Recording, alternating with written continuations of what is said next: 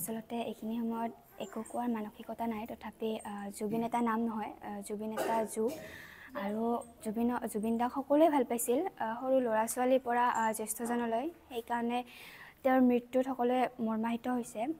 আৰু মৃত্যুই জুবিনক অসমৰ পৰা কাঢ়ি নিব নোৱাৰিলে, সেইকাৰণে তেওঁক বিদেশত নি আমাৰ পৰা কাঢ়ি লৈ গ'ল। আৰু শেষত এষাৰ কথাই ক'ম যে জুবিন আমাৰ মাজত সদায় আছে, সদায় থাকিব। আৰু জুবিন দাই কৈছিল যে তেওঁৰ মৃত্যুত মায়াবিনী গীতটো বাজি উঠিব লাগিব। সেইকাৰণে তেওঁৰ কাৰণে আমি মায়াবিনী গীতটো অলপ গুণগুণাই দিছোঁ। মায়াবিনী ৰাতিৰ বুকুত দেখা পালোঁ তোমাৰ ছবি, ধৰা দিলা গোপনে আহি ইয়াৰ কোনত।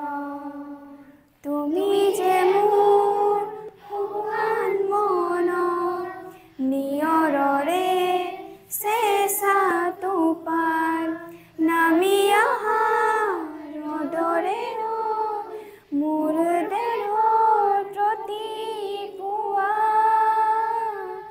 ধুমুহাৰ সতে মোৰ বহু দিনৰে নাচোন, এন্ধাৰো সঁচা মোৰ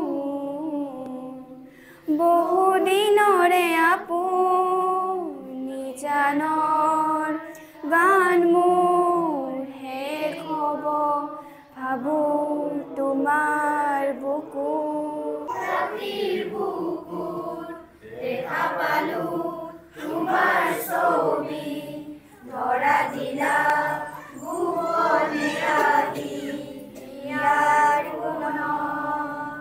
তুমি যে মোৰ শুকান মনৰ নিয়ৰৰে চেঁচা টোপাল, নামি অহা ৰ'দৰে মোৰ দেহৰ প্ৰতিপুৱা,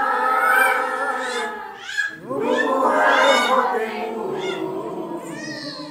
বহু দিনৰে নাচোন, এন্ধাৰো সঁচা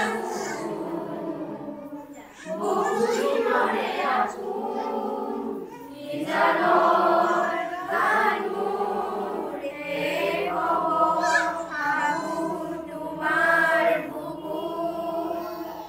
মায়াবিনী ৰাতিৰ বুকুত দেখা পালোঁ তোমাৰ ছবি, ধৰা দিলা গোপনে আহি ইয়াৰ কোনত।